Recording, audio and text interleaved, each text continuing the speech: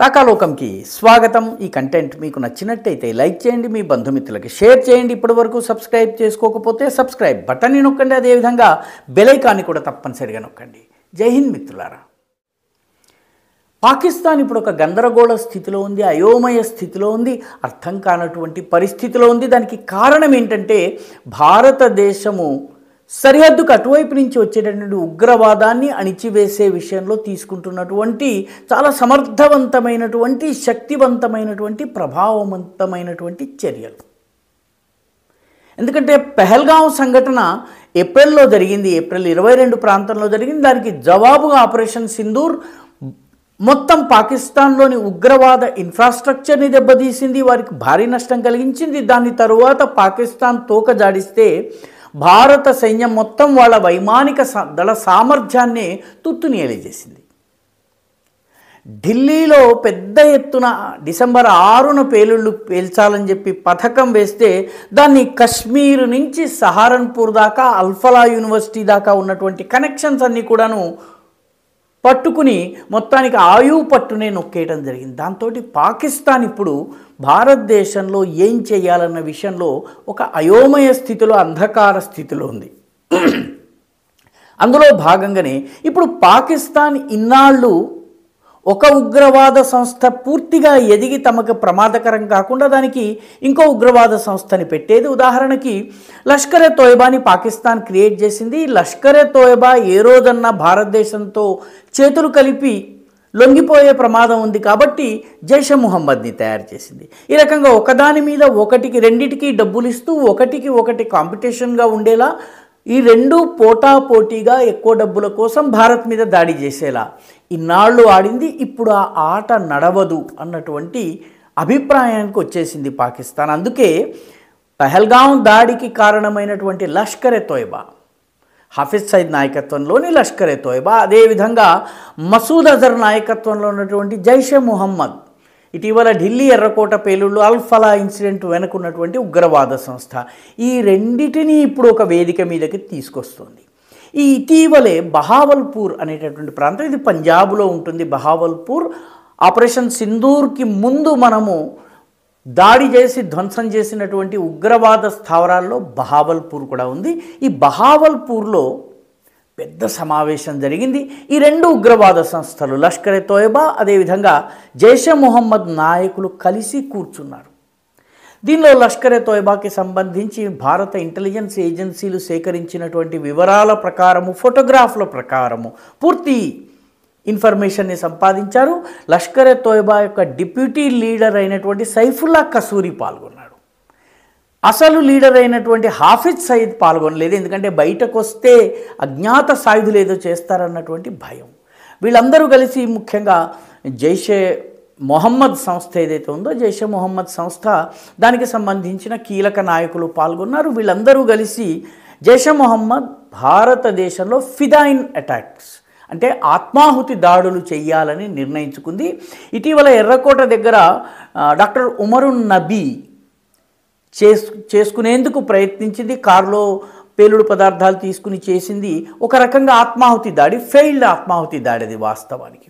కాబట్టి ఇలాంటి దాడులు చేయడం కోసము పెద్ద ఎత్తున పథకాలు వేస్తోంది, ప్రయత్నాలు చేస్తోంది. 6,400 కోట్లు మాకు ఇవ్వండి అని పాకిస్తాన్ ప్రజానికాన్ని అడిగింది. ఎందుకంటే 6,400 కోట్లతోటి మేము భారతదేశంలో ఆత్మాహుతి దాడుల్ని చేయిస్తాము. 5,000 మంది మహిళలతో మేము జమాతుల్ మోమినత్ అనే సంస్థను తయారు చేశాము. 5,000 మంది మహిళలు ఆత్మాహుతి దాడి చేయడానికి సిద్ధంగా ఉన్నారు. వాళ్ళకి నాయకురాలుగా సాదియా అజహర్, మౌలానా మసూద్ అజర్ దగ్గరి బంధువు, ఈమె భర్త ఇటీవల ఆపరేషన్ సింధూర్ దాడుల్లో చనిపోయాడు. ఆమె నాయకత్వంలో తయారవుతున్నారు. ఒక్కొక్క ముజాహిద్కి అంటే భారతదేశం మీద దాడి చేసే వ్యక్తికి, ఒక్కొక్క ముజాహిద్కి వింటర్ కిట్ కొనివ్వడానికి 20,000 అవసరమవుతాయి. ఈ మొత్తం దీనికి 6,400 కోట్లు కావాలని పాకిస్తాన్ అడిగింది. గోధుమ పిండి కోసం క్యూలో నిలబడేటటువంటి పాకిస్తానీలు 6,400 కోట్లు ఎలా ఇవ్వగలరు? అంటే ఐఎస్ఐ నుంచి ఇవి ఖచ్చితంగా వస్తాయి. లష్కర్ తోయబా కూడా తన ప్రధాన కార్యాలయాన్ని ఇప్పుడు ఖైబర్ పఖ్తూన్వాలో లోవర్ దిర్ అనేటటువంటి జిల్లా ఉంది. ఆ జిల్లాలో మర్కజ్ జిహాద్ అక్సా అనేటటువంటి మద్రసాను ఏర్పాటు చేసింది అక్కడి కేంద్రంగా. ఎందుకంటే దగ్గరలో ఉంటే భారత్ దాడి చేసే అవకాశం ఉందని చెప్పి దూరం వెళ్ళింది. ఈ రెండు కలిసి ఇప్పుడు భారత్పై దాడుల కోసము సమావేశాన్ని నిర్వహించాయి. సైఫుల్లా కసూరి పాల్గొన్నారు, సాదియా అజహర్ పాల్గొంది, మసూద్ అజహర్కి సంబంధించినటువంటి సన్నిహితులు పాల్గొన్నారు. ఎందుకంటే ఇటీవలి ఆపరేషన్ సింధూర్ ముందు జరిగినటువంటి ఉగ్రవాద శిబిరాలపైన జరిగిన దాడుల్లో మౌలానా మసూద్ అజహర్ యొక్క కుటుంబంలో చాలా 14 మంది చనిపోయారు. కాబట్టి వాళ్ళు ఇప్పుడు పగ తీర్చుకునేందుకు బాగా రగిలిపోతున్నారు.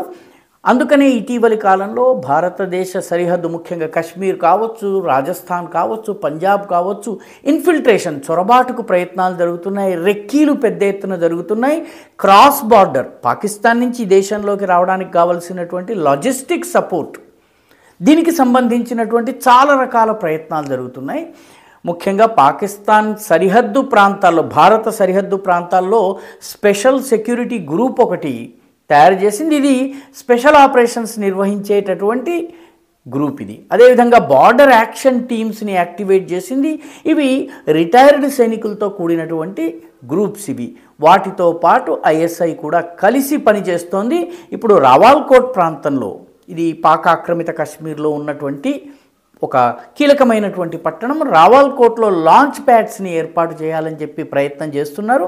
అంటే రానున్న రోజుల్లో భారతదేశాన్ని ఉగ్రదాడులతో టార్గెట్ చేసేందుకు ఇంతకాలము పరస్పర విరుద్ధంగా పనిచేయించినటువంటి పాకిస్తాన్ లష్కర్ని, అదేవిధంగా జైషే మొహమ్మద్ని ఒక తాటి మీదకి తీసుకొచ్చి సామూహికంగా సమ్మిళితంగా సమన్వయంతో దాడి చేయాలన్నటువంటి ప్లాన్ వేసింది. దాని వెనక మొత్తం ఐఎస్ఐ ఉంది. రానున్న రోజుల్లో ఇలాంటి దాడులు జరిగే అవకాశం ఉంది. ఎందుకంటే ఈ రెండు ఉగ్రవాద సంస్థలు కలిసి సమావేశం చేశాయి. అయితే మన ఇంటెలిజెన్స్ ఏజెన్సీస్కి ఇప్పటికే ఫోటోలతో సహా, మీటింగ్లో పాల్గొన్నటువంటి వ్యక్తులతో సహా పూర్తి సమాచారం అందింది. అందుకనే ముందు జాగ్రత్తగా జమ్మూ కాశ్మీర్లో కానీ, పంజాబ్లో కానీ అన్ని చోట్ల కూడా ఉన్నట్లు బోట్లు టైట్ చేసేటటువంటి పనిలో మన భద్రతా దళాలు పడ్డాయి. ఈ వీడియో మీకు నచ్చినట్టయితే లైక్ చేయండి, షేర్ చేయండి, ఈ ఛానల్కు సబ్స్క్రైబ్ చేయండి. మీ అభిప్రాయాన్ని కమెంట్ల రూపంలో తప్పనిసరిగా పంపించండి.